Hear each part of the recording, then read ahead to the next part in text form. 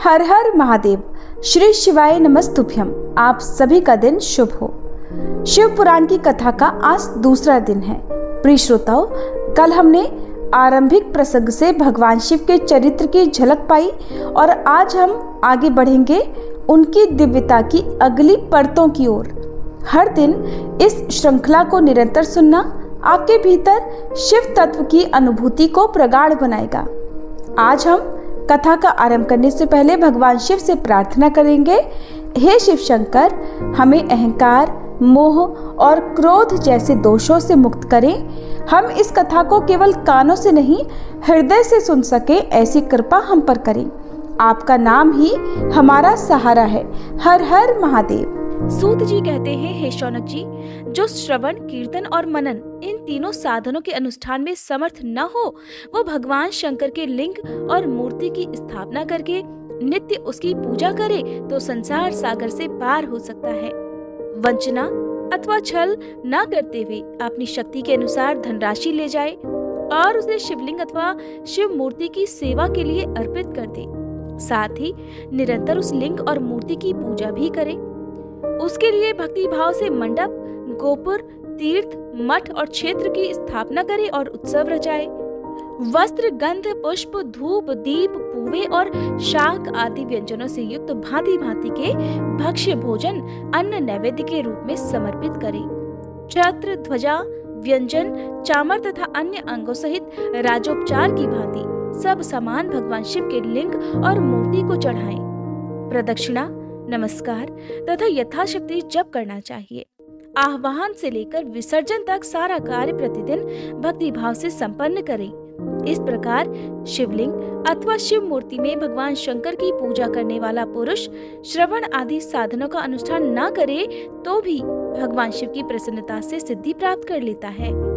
पहले के बहुत से महात्मा पुरुष लिंग और शिव मूर्ति की पूजा करने मात्र से ही भव बंधन से मुक्त हो चुके हैं। तब ऋषियों ने पूछा, मूर्ति में ही सर्वत्र देवताओं की पूजा होती है, लिंग में नहीं, परंतु भगवान शिव की पूजा सब जगह मूर्ति में और लिंग में भी क्यों की जाती है? शौनक जी के इस प्रश्न को सुनकर सूत जी ने कहा, हे मुनीश्वरों, तुम्हारा ये प्रश्न तो बड़ा ही पवित्र और अत्यंत अद्भुत है।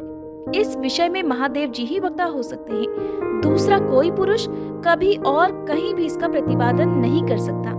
इस प्रश्न के समाधान के लिए भगवान शिव ने जो कुछ कहा है और उसे मैंने अपने गुरु जी के मुख से जिस प्रकार सुना है उसी तरह क्रमशः वर्णन करूंगा। एकमात्र भगवान शिव ही ब्रह्म रूप होने के कारण निष्कल अर्थात निराकार कहे गए हैं। रूपवान होने के कारण उन्हें सकल भी कहा गया है, इसलिए वे सकल और निष्कल दोनों ही हैं। शिव के निष्कल निराकार होने के कारण ही उनकी पूजा का आधारभूत लिंग भी निराकार ही प्राप्त हुआ है, अर्थात शिवलिंग शिव के निराकार स्वरूप का प्रतीक है। इसी तरह शिव के सकल या साकार होने के कारण उनकी पूजा का आधारभूत विग्रह साकार प्राप्त होता है, अर्थात शिव का साकार विग्रह उनके साकार स्वरूप का प्रतीक होता है। सकल और अकल अर्थात समस्त अंग आकार सहित साकार और अंग आकार से सर्वथा रहित निराकार रूप होने से ही वे ब्रह्म शब्द से कहे जाने वाले परमात्मा हैं। और यही कारण है कि सब लोग लिंग जो कि निराकार माना जाता है और मूर्ति जिसे साकार कहते हैं, दोनों में ही सदा भगवान शिव की पूजा करते हैं। शिव से भिन्न जो दूसरे देवतागण हैं, वे साक्षात ब्रह्म नहीं है, इसीलिए कहीं भी उनके लिए निराकार लिंग नहीं उपलब्ध होता। पूर्व काल में बुद्धिमान ब्रह्मपुत्र सनत कुमार मुनि ने मंदराचल पर नंदिकेश्वर से इसी प्रकार का प्रश्न किया था। सनत कुमार जी ने कहा था, हे भगवान, शिव से भिन्न जो देवता है उन सब की पूजा के लिए चारों ओर प्रायः वेर अर्थात मूर्ति मात्र ही अधिक संख्या में देखा और सुना जाता है। केवल भगवान शिव की ही पूजा में लिंग और वेर दोनों का ही उपयोग देखने में आता है। अतः कल्याणमय नंदिकेश्वर, इस विषय में जो कुछ भी तत्व की बात हो उसे मुझे इस प्रकार बताइए जिससे मुझे अच्छी तरह से समझ में आ जाए। तब नंदिकेश्वर ने सनत कुमार को समझाते हुए कहा कि हे निष्पाप ब्रह्म कुमार, आपके इस प्रश्न का हम जैसे लोगों के द्वारा कोई उत्तर नहीं दिया जा सकता, क्योंकि ये गोपनीय विषय है और लिंग साक्षात ब्रह्म का प्रतीक है।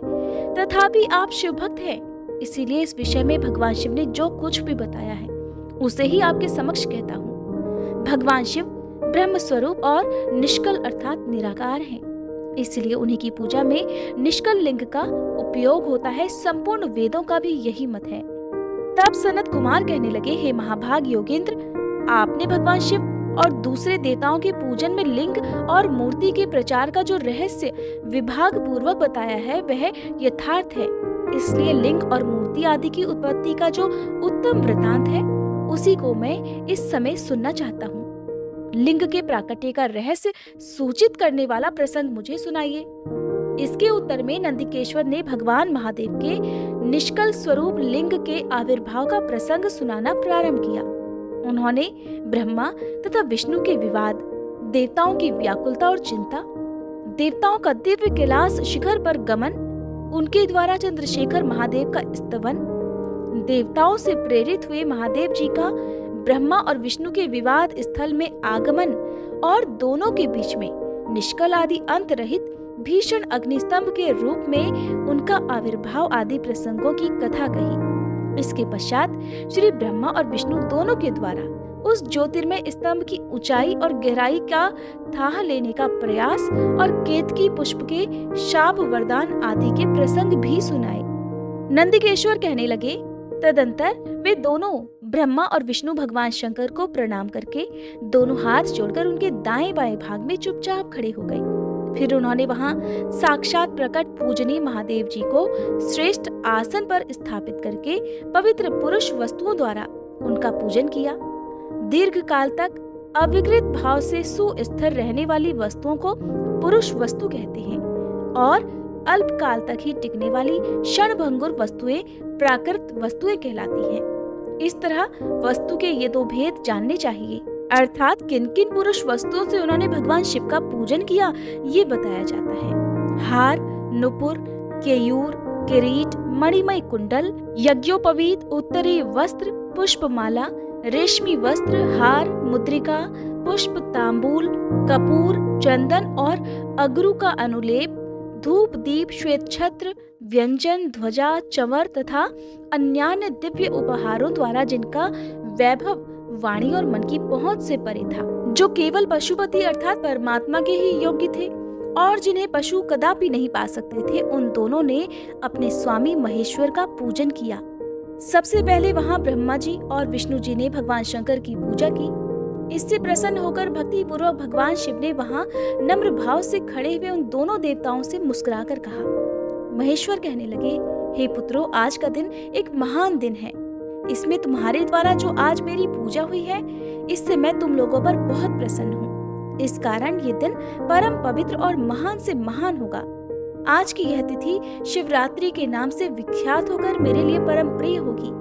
इस समय में जो मेरे लिंग अर्थात निष्कल अंग आकृति से रहित निराकार स्वरूप के प्रतीक वेर अर्थात सकल साकार रूप के प्रतीक विग्रह अर्थात मूर्ति की पूजा करेगा, वह पुरुष जगत की सृष्टि और पालन आदि कार्य भी कर सकता है। जो शिवरात्रि को दिन रात निराहार और जितेंद्रिय रहकर अपनी शक्ति के अनुसार निश्चल भाव से मेरी यथोचित पूजा करेगा, उसको मिलने वाले फल का वर्णन भी सुनो। 1 वर्ष तक निरंतर मेरी पूजा करने पर जो फल मिलता है, वह सारा फल केवल शिवरात्रि को ही मेरा पूजन करने से मनुष्य तत्काल प्राप्त कर लेता है। जैसे पूर्ण चंद्रमा का उदय समुद्र की वृद्धि का अवसर है, ठीक उसी प्रकार ये शिवरात्रि तिथि मेरे धर्म की वृद्धि का समय है। इस तिथि में मेरी स्थापना आदि का मंगलमय उत्सव होना चाहिए। पहले जब मैं ज्योतिर्मय स्तंभ रूप से प्रकट हुआ था, वह समय मार्गशीर्ष मास में आद्रा नक्षत्र से युक्त पूर्णमासी या प्रतिपदा है। जो पुरुष मार्गशीर्ष मास में आद्रा नक्षत्र होने पर पार्वती सहित मेरा दर्शन करता है अथवा मेरी मूर्ति या लिंग की ही झांकी करता है, वह मेरे लिए कार्तिकेय से भी अधिक प्रिय है। उस शुभ दिन को मेरे दर्शन मात्र से पूरा फल प्राप्त होता है। यदि दर्शन के साथ साथ मेरा पूजन भी किया जाए तो इतना अधिक फल प्राप्त होता है कि उसका वर्णन वाणी के द्वारा नहीं किया जा सकता। वहां पर मैं लिंग रूप से प्रकट होकर बहुत बड़ा हो गया था, अतः उस लिंग के कारण यह भूतल लिंग स्थान के नाम से प्रसिद्ध हुआ। संसार के लोग इसका दर्शन और पूजन कर सके, इसके लिए ये अनादि और अनंत ज्योति स्तंभ अथवा ज्योतिर्मय लिंग अत्यंत छोटा हो जाएगा। ये लिंग सभी प्रकार के भोग सुलभ कराने वाला, और भोग और मोक्ष का एकमात्र साधन है। इसका दर्शन, स्पर्श और ध्यान यदि किया जाए तो ये प्राणियों को जन्म और मृत्यु के कष्ट से मुक्ति दिलाने वाला है। अग्नि के पहाड़ जैसा जो ये शिवलिंग यहाँ प्रकट हुआ है, इसके कारण ये स्थान अरुणाचल नाम से प्रसिद्ध होगा। यहाँ अनेक प्रकार के बड़े बड़े तीर्थ प्रकट होंगे। इस स्थान में निवास करने या मरने से जीवों को मोक्ष मिल जाएगा। मेरे 2 रूप हैं, सकल और निष्कल। दूसरे किसी के ऐसे रूप नहीं हैं। पहले मैं स्तंभ रूप से प्रकट हुआ था, फिर अपने साक्षात रूप से। ब्रह्म भाव मेरा निष्कल रूप है और महेश्वर भाव सकल रूप। ये दोनों मेरे ही सिद्ध रूप हैं। मैं ही परब्रह्म परमात्मा हूँ। कलायुक्त और अकल मेरे ही स्वरूप हैं। ब्रह्म रूप होने के कारण मैं ईश्वर भी हूँ। जीवों पर अनुग्रह करना आदि मेरे कार्य हैं। हे ब्रह्मा और केशव, मैं सबसे वृहत और जगत की वृद्धि करने वाला होने के कारण ब्रह्म कहलाता हूँ। सर्वत्र समरूप से स्थित और व्यापक होने से मैं ही सबका आत्मा हूँ। सर्ग से लेकर अनुग्रह तक अर्थात आत्मा या ईश्वर से भिन्न जो जगत संबंधी 5 कर्म हैं, वे सदा मेरे ही हैं। मेरे अतिरिक्त दूसरे किसी के नहीं है, क्योंकि मैं ही सबका ईश्वर हूँ। पहले मेरी ब्रह्म रूपता का बोध कराने के लिए निष्कल लिंग प्रकट हुआ था।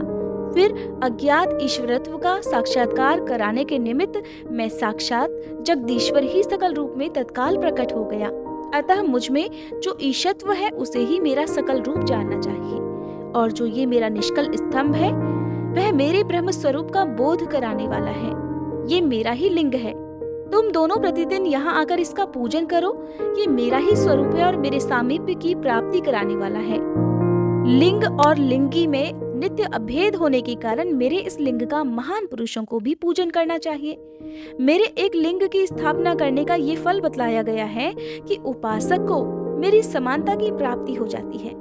यदि एक के बाद दूसरे शिवलिंग की भी स्थापना कर दी गई, तब तो उपासक को फलस्वरूप मेरे साथ एकत्व अर्थात सायुज्य मोक्ष रूप फल प्राप्त हो जाता है।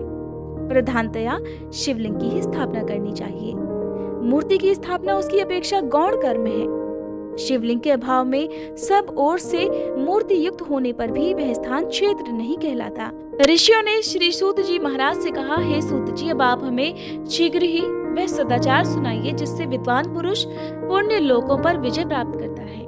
स्वर्ग प्रदान करने वाले धर्ममय आचार तथा नरक का कष्ट देने वाले अधर्ममय आचारों का भी वर्णन कीजिए। तब श्री सूत जी महाराज इस प्रकार कहने लगे कि सदाचार का पालन करने वाला विद्वान ब्राह्मण ही वास्तव में ब्राह्मण नाम धारण करने का अधिकारी होता है। जो केवल वेदोक्त आचार का पालन करने वाला और वेद का अभ्यासी है, उस ब्राह्मण की विप्र संज्ञा होती है, अर्थात उसे विप्र कहा जाता है। सदाचार, वेदाचार तथा विद्या, इनमें से एक एक गुण से ही युक्त होने पर उसे द्विज कहते हैं। ये सभी ब्राह्मणों के बारे में वर्णन किया गया है, जिसमें स्वल्प मात्रा में ही आचार का पालन देखा जाता है, जिसने वेदाध्ययन भी बहुत कम किया है, और जो राजा का सेवक यानी कि पुरोहित या मंत्री आदि है, उसे क्षत्रिय ब्राह्मण कहते हैं। जो ब्राह्मण कृषि तथा वाणिज्य कर्म करने वाला है और कुछ कुछ ब्राह्मणोचित आचार का भी पालन करता है, वह वैश्य ब्राह्मण है। और जो खुद ही खेत जोतता है, उसे शूद्र ब्राह्मण कहा गया है। जो दूसरों के दोष देखने वाला और परद्रोही है, उसे चांडाल द्विज कहते हैं। इसी तरह क्षत्रियों में भी जो पृथ्वी का पालन करता है वह राजा है। दूसरे लोग राजत्व विहीन क्षत्रिय माने गए हैं। वैश्यों में भी जो धान्य आदि वस्तुओं का क्रय विक्रय करता है वह वैश्य कहलाता है। दूसरों को वणिक कहते हैं। जो ब्राह्मणों, क्षत्रियों और वैश्यों की सेवा में लगा रहता है वही वास्तव में शूद्र कहलाता है। जो शूद्र हल जोतने का काम करता है उसे वृषल समझना चाहिए। सेवा, शिल्प और कर्षण से भिन्न वृत्ति का आश्रय लेने वाले शूद्र दस्यु कहलाते हैं। इन सभी वर्णों के मनुष्यों को चाहिए कि वे ब्रह्म मुहूर्त में उठकर पूर्वाभिमुख होकर सबसे पहले देवताओं का, फिर धर्म का, अर्थ का, उसकी प्राप्ति के लिए उठाए जाने वाले क्लेशों का तथा आय और विक्रय का भी चिंतन करें। रात के पिछले पहर को उषा काल जानना चाहिए। उस अंतिम पहर का जो आधा या मध्य भाग है उसे संधि कहा जाता है। उस संधि काल में उठकर द्विज को मलमूत्र आदि का त्याग करना चाहिए। घर से दूर जाकर बाहर से अपने शरीर को ढके रखकर दिन में उत्तराभिमुख बैठकर मलमूत्र का त्याग करें। यदि उत्तराभिमुख बैठने में कोई रुकावट हो तो दूसरी दिशा की ओर मुंह करके बैठे। जल, अग्नि, ब्राह्मण आदि तथा देवताओं का सामना बचाकर बैठे। इसके पश्चात किसी वृक्ष के पत्ते से या उसके पतले काष्ठ से जल के बाहर दातुन करनी चाहिए। उस समय तर्जनी अंगुली का उपयोग नहीं करना चाहिए। ये दंत शुद्धि का विधान बतलाया गया है। इसके बाद जल संबंधी देवताओं को नमस्कार करके मंत्र पाठ करते हुए जलाशय में स्नान करें। यदि गले तक या कमर तक पानी में खड़े होने की शक्ति ना हो तो घुटने तक भी जल में खड़ा होकर अपने ऊपर जल छिड़का जा सकता है और मंत्रोच्चार पूर्वक स्नान कार्य संपन्न किया जा सकता है। विद्वान पुरुष को चाहिए कि वहां तीर्थ जल से देवता आदि का स्नानांग तर्पण भी करे। इसके बाद धौत वस्त्र अर्थात धोती लेकर 5 कच्छ करके उसे धारण करे। साथ ही कोई उत्तरी भी धारण कर ले, क्योंकि संध्या वंदन आदि सभी कर्मों में उसकी आवश्यकता होती है। नदी आदि तीर्थों में स्नान करने पर स्नान संबंधी उतारे हुए वस्त्रों को वहां पर कभी न धोए। स्नान करने के पश्चात विद्वान पुरुष भीगे हुए उस वस्त्र को बावड़ी में, कुएं के पास अथवा घर आदि में ले जाए और फिर वहां पर पत्थर पर, लकड़ी पर या जल पर या स्थल पर अच्छी तरह धोकर उस वस्त्र को निचोड़ना चाहिए। अक्सर लोग क्या करते हैं कि गंगा जी आदि में स्नान करने जाते हैं और वहीं पर स्नान करने के बाद उसी बहते जल में अपने वस्त्र धोकर उसी जल में निचोड़ भी देते हैं, जिससे बहुत भारी पाप लगता है। अगर आप में से भी कुछ लोग ऐसा करते हैं तो अब से आप ऐसा मत कीजिएगा। हे द्विजो, वस्त्र को निचोड़ने से जो जल गिरता है वह एक श्रेणी के पितरों की तृप्ति के लिए होता है। इसके पश्चात जाबली उपनिषद में बताए गए अग्निरति मंत्र से भस्म लेकर उसके द्वारा त्रिपुंड्र लगाए। अगर इस विधि का पालन ना किया जाए और इसके पहले ही यदि जल में भस्म गिर जाए तो गिराने वाला नरक में जाता है। प्रातः काल की संध्योपासना में गायत्री मंत्र का जाप करके 3 बार ऊपर की ओर सूर्य देव को अर्घ्य देना चाहिए।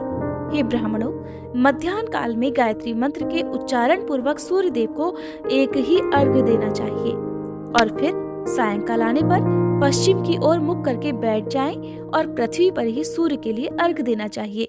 उस समय हाथ ऊपर की ओर उठाकर जल अर्पित नहीं करना चाहिए। प्रातः काल और मध्याह्न काल के समय अंजुरी में जल भरकर अंगुलियों की ओर से सूर्य देव को अर्घ्य देना चाहिए।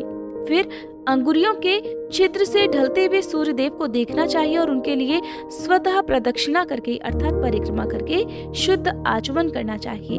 सायंकाल में सूर्यास्त से 2 घड़ी पहले की हुई संध्या निष्फल होती है, क्योंकि ये सायं संध्या का समय नहीं होता है। ठीक समय पर संध्या करनी चाहिए, यानी कि शाम की पूजा करनी चाहिए। ऐसा शास्त्रों में आज्ञा दी गई है।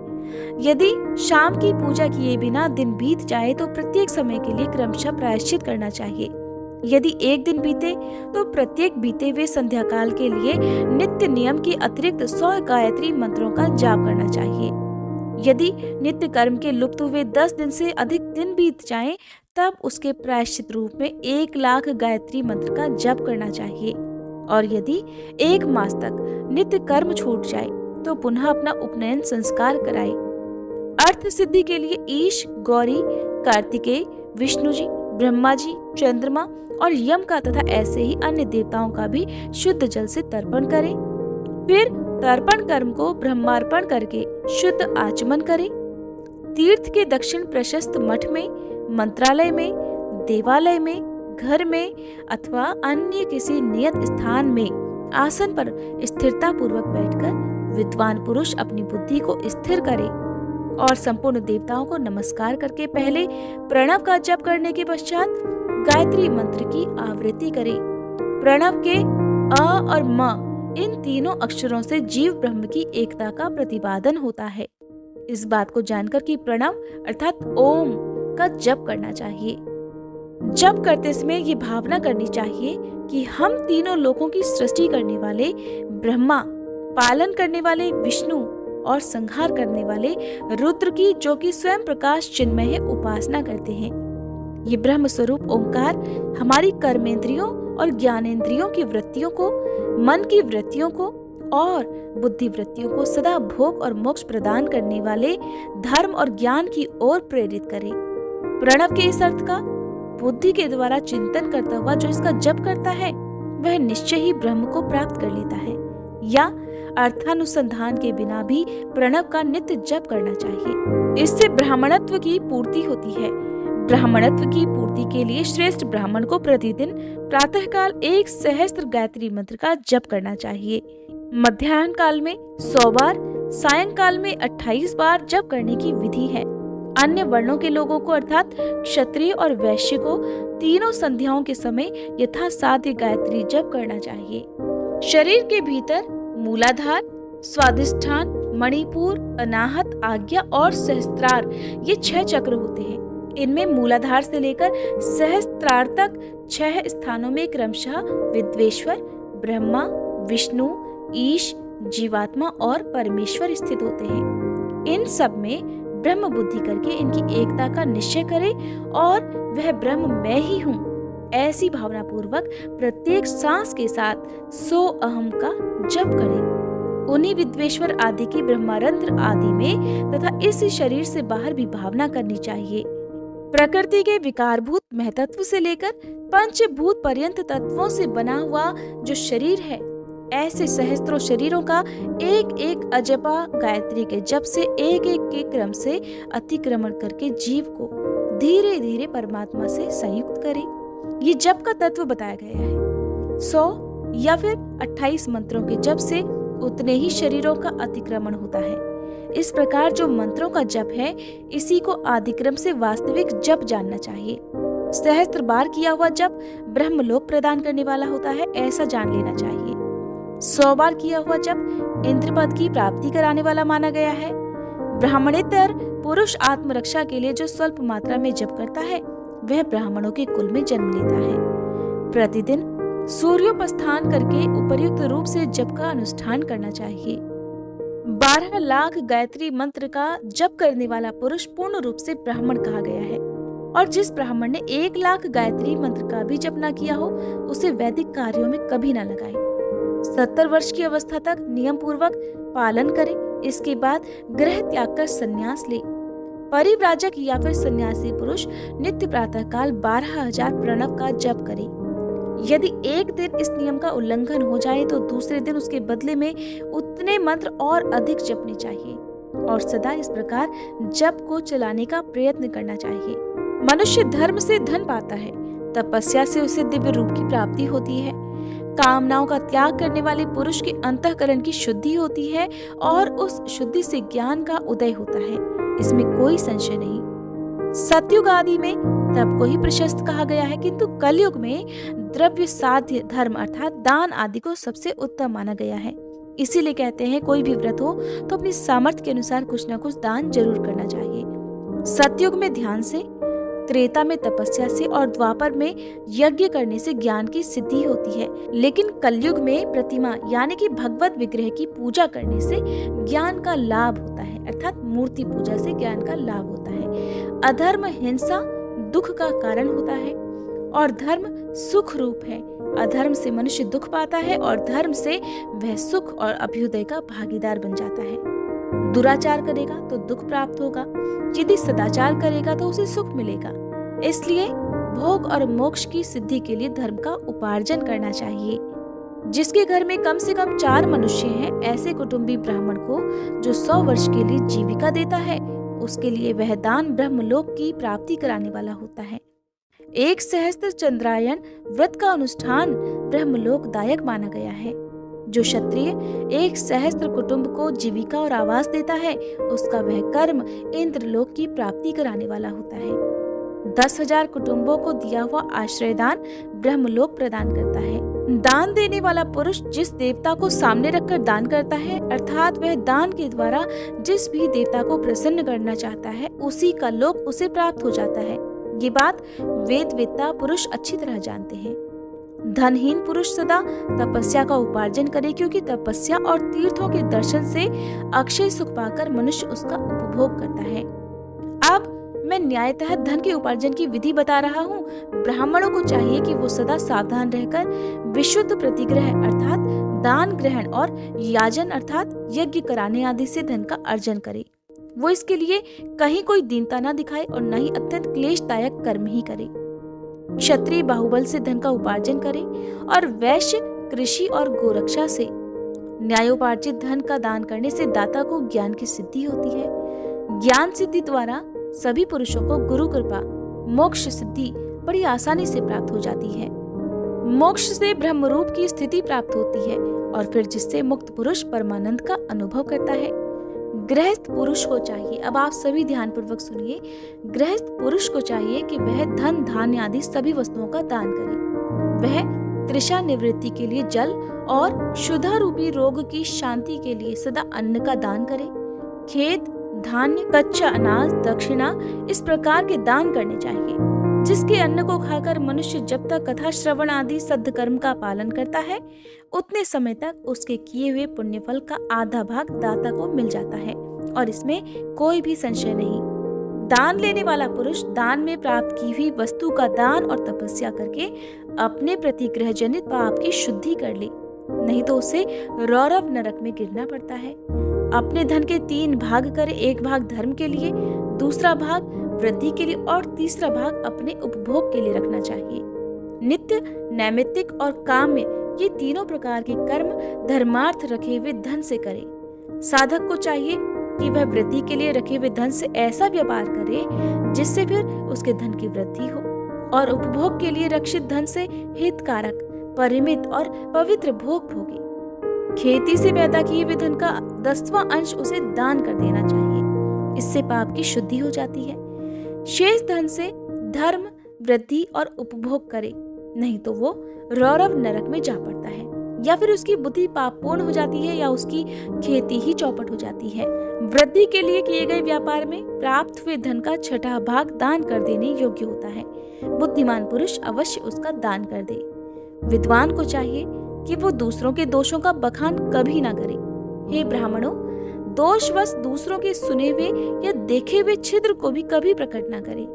विद्वान पुरुष ऐसी बात न कहे जो समस्त प्राणियों के हृदय में रोष पैदा करने वाली हो, उन्हें कष्ट देने वाली हो। ऐश्वर्य की सिद्धि के लिए दोनों संध्याओं के समय अग्निहोत्र कर्म अवश्य करे और जो दोनों समय अग्निहोत्र करने में असमर्थ हो वो एक ही समय सूर्य और अग्नि को विधि पूर्वक दी हुई आहुति से संतुष्ट करे। चावल, धान्य, घी, फल, कंद तथा हविष्य इनके द्वारा विधि पूर्वक स्थाली पाक बनाए और यथोचित रीति से सूर्य देव और अग्निदेव को अर्पित करे। यदि हविष्य का अभाव हो तो प्रधान होम मात्र करे। सदा सुरक्षित रहने वाली अग्नि को विद्वान पुरुष अजस्त्र की संज्ञा देते हैं या फिर संध्या काल में जप मात्र या सूर्य की वंदना मात्र कर ले। आत्मज्ञान की इच्छा रखने वाले और धनार्थी पुरुषों को भी इस प्रकार विधिवत उपासना करनी चाहिए। जो सदा ब्रह्म यज्ञ में तत्पर होते हैं, देवताओं की पूजा में लगे रहते हैं, नित्य अग्नि पूजा और गुरु पूजा में अनुरक्त होते हैं और ब्राह्मणों को तृप्त किया करते हैं, वे सब लोग स्वर्ग लोक के भागीदार हो जाते हैं। श्री सूत जी महाराज कहते हैं, हे महाप्राज्ञ, हे महामते, शिव रूप शौनक जी, अब मैं संक्षेप से रुद्राक्ष का महात्म्य बता रहा हूँ, ध्यान पूर्वक सुनिए। रुद्राक्ष शिव को बहुत ही प्रिय है, इसे परम पावन समझना चाहिए। रुद्राक्ष के दर्शन से, स्पर्श से तथा उस पर जप करने से वह समस्त पापों का अपहरण करने वाला माना गया है। हे मुने, पूर्व काल में परमात्मा शिव ने समस्त लोगों का उपकार करने के लिए देवी पार्वती के सामने रुद्राक्ष की महिमा का वर्णन किया था। भगवान शिव ने कहा था कि हे महेश्वरी, हे शिवे, मैं तुम्हारे प्रेमवश भक्तों के हित की कामना से रुद्राक्ष की महिमा का वर्णन करता हूँ, ध्यान पूर्वक सुनो। तब भगवान शिव ने देवी पार्वती को रुद्राक्ष की महिमा बताते हुए कहा कि हे महेशानी, पूर्व काल की बात है, मैं मन को संयम में रखकर हजारों दिव्य वर्षों तक घोर तपस्या में लगा रहा। एक दिन सहसा मेरा मन शुद्ध हो उठा। परमेश्वरी, मैं संपूर्ण लोगों का उपकार करने वाला स्वतंत्र परमेश्वर हूँ, अतः उस समय मैंने लीलावशी अपने दोनों नेत्र खोले। खोलते ही मेरे मनोहर नेत्रपुटों से कुछ जल की बूंदें गिरी। आंसू की उन बूंदों से वहां रुद्राक्ष नामक वृक्ष पैदा हो गया। भक्तों पर अनुग्रह करने के लिए वे अश्रु बिंदु स्थावर भाव को प्राप्त हो गए थे। वे रुद्राक्ष मैंने विष्णु भक्त को तथा चारों वर्णों के लोगों में बांट दिए। भूतल पर अपने प्रिय रुद्राक्षों को मैंने गौड़ देश में उत्पन्न किया। मथुरा, अयोध्या, लंका, मलयाचल, सहगिरी, काशी और अन्य देशों में भी उनके अंकुर उगाए। वे उत्तम रुद्राक्ष असह्य पाप समूहों का भेदन करने वाले तथा श्रुतियों के भी प्रेरक है। मेरी आज्ञा से वे ब्राह्मण, क्षत्रिय, वैश्य और शूद्र जाति के भेद से इस भूतल पर प्रकट हुए। रुद्राक्षों की ही जाति के शुभाक्ष भी हैं। उन ब्राह्मण आदि जाति वाले रुद्राक्षों के वर्ण श्वेत, रक्त, पीत तथा कृष्ण जानने चाहिए। मनुष्यों को चाहिए कि वे क्रमशः वर्ण के अनुसार अपनी जाति का ही रुद्राक्ष धारण करें। भोग और मोक्ष की इच्छा रखने वाले चारों वर्णों के लोगों और विशेषतः शिव भक्तों को शिव पार्वती की प्रसन्नता के लिए रुद्राक्ष के फलों को अवश्य धारण करना चाहिए। आंवले के फल के बराबर जो रुद्राक्ष हो वह श्रेष्ठ बताया गया है। जो बेर के फल के बराबर हो उसे मध्यम श्रेणी का कहा गया है और जो चने के बराबर हो उसकी गणना निम्न कोटि में की गई है। अब इसकी उत्तमता को परखने की ये दूसरी उत्तम प्रक्रिया बताई जाती है। इसे बताने का उद्देश्य है भक्तों की हित कामना। हे पार्वती, तुम भली भांति प्रेम पूर्वक इस विषय को भी सुनो। हे महेश्वरी, जो रुद्राक्ष बेर के फल के बराबर होता है वह उतना छोटा होने पर भी लोक में उत्तम फल देने वाला और सुख सौभाग्य की वृद्धि करने वाला होता है। जो रुद्राक्ष आंवले के फल के बराबर होता है वह समस्त अरिष्टों का नाश करने वाला होता है और जो गुंजा फल के समान बहुत छोटा होता है वह संपूर्ण मनोरथों और फलों की सिद्धि करने वाला होता है। रुद्राक्ष जैसे जैसे छोटा होता है वैसे वैसे ही अधिक फल देने वाला होता है। एक एक बड़े रुद्राक्ष से एक एक छोटे रुद्राक्ष को विद्वानों ने 10 गुना अधिक फल देने वाला बताया है। पापों का नाश करने के लिए रुद्राक्ष धारण करना आवश्यक होता है। वह निश्चय ही संपूर्ण अभीष्ट मनोरथों का साधक है, इसलिए अवश्य ही उसे धारण करना चाहिए। हे परमेश्वरी, लोक में मंगलमय रुद्राक्ष जैसा फल देने वाला देखा जाता है वैसे ही फलदायिनी दूसरी कोई माला नहीं दिखाई देती। हे देवी, समान आकार प्रकार वाले चिकने, मजबूत, स्थूल, कंटक युक्त अर्थात उभरे हुए छोटे छोटे दाने वाले और सुंदर रुद्राक्ष अभिलाषित पदार्थों के दाता तथा सदैव भोक्ष और मोक्ष देने वाले हैं। जिसे कीड़ों ने दूषित कर दिया हो, जो टूटा फूटा हो, जिसमें उभरे हुए दाने ना हो, जो व्रण युक्त हो और जो पूरा पूरा गोल ना हो, इन 5 प्रकार के रुद्राक्ष को त्याग देना चाहिए। जिस रुद्राक्ष में अपने आप ही डोरा पिरोने के योग्य छिद्र हो गया हो वही यहाँ उत्तम माना गया है। जिसमें मनुष्य के प्रयत्न से छेद किया गया हो वह रुद्राक्ष मध्यम श्रेणी का होता है। रुद्राक्ष धारण बड़े बड़े पातकों का नाश करने वाला होता है। इस जगत में 1100 रुद्राक्ष धारण करके मनुष्य जिस फल को प्राप्त करता है उसका वर्णन सैकड़ों वर्षों में भी नहीं किया जा सकता। भक्तिमान पुरुष 550 रुद्राक्ष के दानों का सुंदर मुकुट बना ले और उसे सिर पर धारण करे। 360 दानों को लंबे सूत्र में पिरोकर एक हार बना ले। वैसे वैसे 3 हार बनाकर भक्ति परायण पुरुष उनका यज्ञोपवीत तैयार करे और उसे यथास्थान धारण किए रहे। इसके बाद किस अंग में कितने रुद्राक्ष धारण करने चाहिए ये बताकर श्री सूत जी महाराज आगे इस प्रकार कहने लगे। हे महर्षियों, सिर पर ईशान मंत्र से, कान में तत्पुरुष मंत्र से तथा गले और हृदय में अघोर मंत्र से रुद्राक्ष धारण करना चाहिए। विद्वान पुरुष दोनों हाथों में अघोर बीज मंत्र से रुद्राक्ष धारण करे। उदर पर वामदेव मंत्र से 15 रुद्राक्षों द्वारा गुथी हुई माला धारण करे अथवा अंगों सहित प्रणव का 5 बार जप करके रुद्राक्ष की 3, 5 या 7 मालाएं धारण करे अथवा मूल मंत्र नमः शिवाय से ही समस्त रुद्राक्षों को धारण करे। रुद्राक्षधारी पुरुष अपने खान पान में मदिरा, मांस, लहसुन, प्याज, सहजन, लिसोड़ा आदि को त्याग दे। हे गिरिराज नंदिनी उमे, श्वेत रुद्राक्ष केवल ब्राह्मणों को ही धारण करना चाहिए। गहरे लाल रंग का रुद्राक्ष क्षत्रियों के लिए हितकर बताया गया है। वैश्यों के लिए प्रतिदिन बारंबार पीले रुद्राक्ष को धारण करना आवश्यक है और शूद्रों को काले रंग का रुद्राक्ष धारण करना चाहिए। ये वेदोक्त मार्ग है। ब्रह्मचारी, वानप्रस्थ, गृहस्थ और सन्यासी सबको नियम पूर्वक रुद्राक्ष धारण करना उचित होता है। इसे धारण करने का सौभाग्य बड़े पुण्य से प्राप्त होता है। हे उमे, पहले आंवले के बराबर और फिर उससे भी छोटे रुद्राक्ष धारण करें। जो रोगी हो, जिसमें दाने न हो, जिन्हें कीड़ों ने खा लिया हो, जिनमें पिरोने योग्य छेद ना हो, ऐसे रुद्राक्ष मंगलाकांक्षी पुरुषों को नहीं धारण करने चाहिए। रुद्राक्ष मेरा मंगलमय लिंग विग्रह है। यह अंततो गथवा चने के बराबर लघुतर होता है। सूक्ष्म रुद्राक्ष को ही सदा प्रशस्त माना गया है। सभी आश्रमों, समस्त वर्णों, स्त्रियों और शूद्रों को भी भगवान शिव की आज्ञा के अनुसार सदैव रुद्राक्ष धारण करना चाहिए। यतियों के लिए प्रणव के उच्चारण पूर्वक रुद्राक्ष धारण का विधान है।